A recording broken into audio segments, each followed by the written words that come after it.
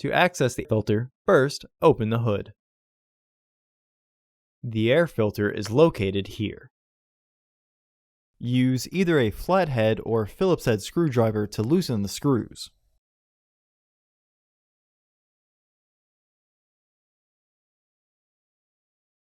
Remove the screws. Lift the housing and free the tabs from their catch. Remove the old filter from the housing and clean out any debris inside. Insert your new filter into the housing. Push down on the filter to slide the tabs back into their catch. Reinstall the screws.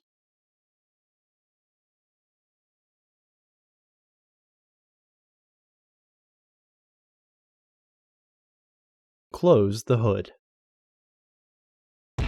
Order your parts today at filterheads.com. Also, please like our video and subscribe to our channel so you won't miss any new content.